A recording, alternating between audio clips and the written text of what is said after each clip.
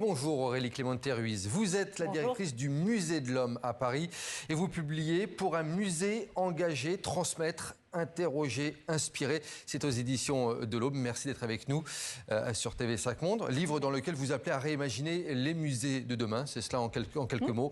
Des musées moins figés dans le temps et qui inviteraient à la réflexion. On va en parler dans un petit instant. Aurélie Clément-Ruiz. Avant, je suis obligé de vous demander une réaction par rapport à ce qui s'est passé hier au Louvre et notamment sur cette déclaration du ministre de l'Intérieur français, Laurent Nunez. Il appelle à renforcer la sécurité autour des musées. Voilà ce qu'il a déclaré ce matin. Bonne idée, j'imagine. L'une des missions premières des musées, c'est conserver les collections. Donc, de fait, oui, il faut sécuriser le mieux possible nos musées. C'est une certitude. Et il faut tous qu'on travaille en ce sens. Oui. Et quand on pense au musée de demain, j'imagine que ces questions de sécurité doivent être prises en compte également. Ça, c'est une certitude. Oui. Aurélie Clément-Ruiz, dans ce musée engagé, ce musée idéal de demain, pour résumer, en gros, ce serait une immense agora où l'on échange les savoirs, où l'on s'interroge, où l'on prend parti également, c'est ça? Oui, en fait, l'idée, c'est de faire un lieu qui soit ouvert vers son public, qui conserve des collections, qui transmet de la science, des connaissances, mais qui soit aussi vraiment un lieu de partage, un lieu où on aime venir, revenir, passer du temps. Et c'est assez intéressant de voir que la plupart d'entre nous, quand on va au musée, on y va rarement seul, on y va souvent accompagné. Et cette idée de partage, elle est là aussi, en se disant, c'est un lieu où on peut peut-être refaire société en allant au musée. C'est pas le cas, c'est pas des lieux de convivialité pour l'instant, les musées, selon vous? Ça l'est, mais ça devrait l'être encore plus. Il y a quand même cette idée que le musée, à l'origine, c'est le Muséon, le temple des muses. Donc on est quand même quelque part dans un lieu un peu sacré avec ses codes. On doit parler doucement. On chuchote, on ne peut pas faire trop de bruit. Eh bien, moi, je me dis qu'à un moment donné, c'est pas grave si on parle normalement. C'est pas grave si il y a des enfants qui chahutent un peu, parce qu'à un moment donné, si on veut aussi créer ce lien entre notre patrimoine, ces lieux de mémoire et la jeune génération, il faut qu'on arrive aussi à s'adapter aux évolutions de la société. Vous dites aussi que le musée, ça reste une institution intimidante. Comment on fait justement pour démocratiser davantage, cette fois, l'accès au musée? Alors c'est pas évident, la plupart de nos musées, ils sont dans des grands bâtiments et c'est pas si simple de passer la porte. Et souvent dans des grandes villes, il faut aussi le signaler. Et souvent dans des grandes villes, et il y a une vraie différence entre les musées dans des villes où Paris déborde d'institutions culturelles et puis des déserts culturels en France qui sont réels, où l'accès à la culture est très difficile pour la population. Donc il y a déjà un travail à faire sur le territoire. Et puis, une fois qu'on a fait ce travail-là, c'est comment pousser la porte du musée. Moi, il y a plein de gens qui me disent « Ah non, mais le musée, c'est pas pour moi ». Pourquoi, en fait? Donc, essayer de dédramatiser le musée et de dire que le musée, il est vraiment pour tout le monde et que chacun peut y trouver son compte, même si on n'a pas les codes, même si on n'a pas la culture pour ça. C'est un lieu de découverte et de plaisir. Il y a de plus en plus de musées ou de lieux d'exposition qui utilisent la réalité virtuelle, la vidéo, les images immersives pour justement donner un intérêt aux œuvres. Est-ce que, selon vous, c'est une bonne, une mauvaise chose à utiliser avec parcimonie? Alors, encore une fois, c'est à utiliser à bon escient. Tous ces outils-là, pour moi, ce sont vraiment des outils. C'est-à-dire que ça peut amener quelque chose, ça peut ouvrir vers de nouveaux publics. On voit bien qu'il y a une gamification parfois de la culture.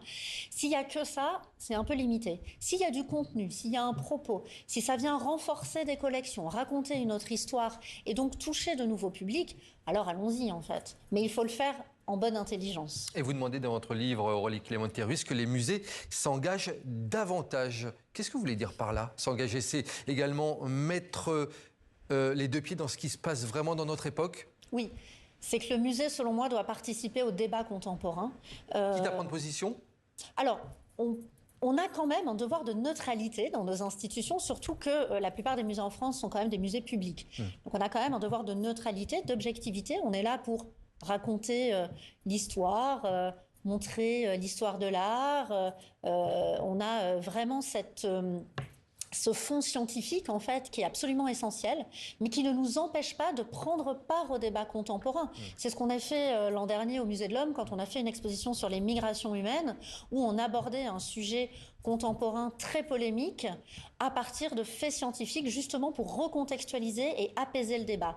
Et c'est ça que je souhaite pour nos musées, pouvoir contribuer au débat public de manière sereine.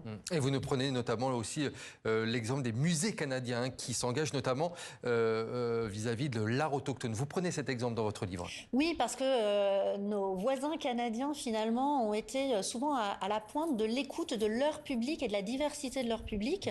Et toutes les communautés autochtones là-bas, eh bien, effectivement, ont réussi à trouver leur place dans les musées parce qu'ils ont donné la voix, finalement, à ces communautés dans des expositions, dans des parcours de musées où il n'y a plus uniquement les conservateurs qui vont s'exprimer, mais aussi les communautés. Et c'est finalement le dialogue de ces deux entités qui, aujourd'hui, fait la richesse de ces musées canadiens. Est-ce que parmi tous les pays que vous avez visités, il y a un autre exemple comme ça qui pourrait vous donner envie d'explorer davantage pour un musée en France ou dans la francophonie?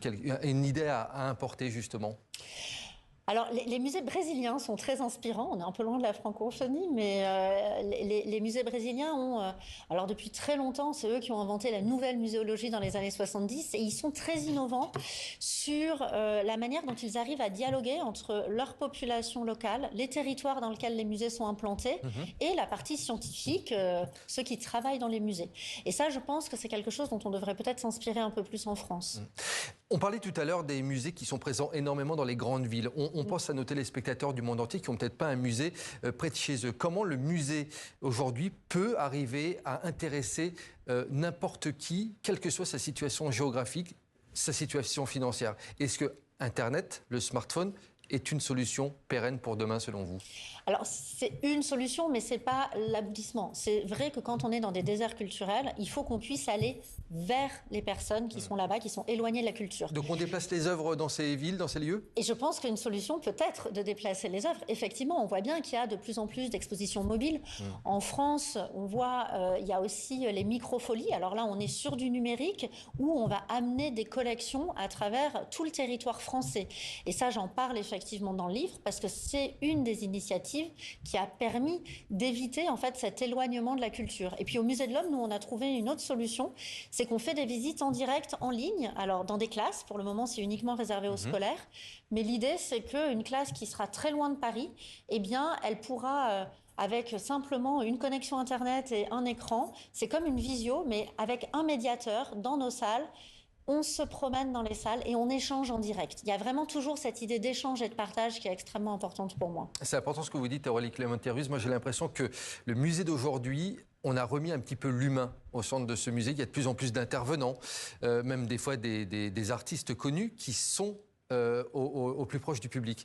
Vous avez eu l'impression que c'était important de remettre l'humain effectivement au centre des expositions? Ah oui, c'est pour moi essentiel. C'est-à-dire qu'encore une fois, au-delà de nos missions premières de conservation des collections, cette notion de diffusion des connaissances et diffusion des collections, elle passe par l'humain. Et il faut absolument qu'on prenne en compte cette dimension-là, qu'on soit à l'écoute de nos publics et qu'on puisse cheminer avec eux pour aussi élargir les personnes qui viennent au musée. Et justement, et transmettre aux nouvelles générations. Et c'est aussi ça, le but de votre livre, c'est de donner des clés pour les futures générations, leur donner envie et leur faire aimer les musées. Merci Aurélie Clément-Thérus. Pour un musée engagé, transmettre, interroger, inspirer, c'est aux éditions de l'Aube. Je rappelle la prochaine exposition au Musée de l'Homme à Paris, ça s'appellera Momie, ça va être passionnant. Et c'est à partir du 19 novembre prochain. Merci beaucoup à vous. Merci à vous.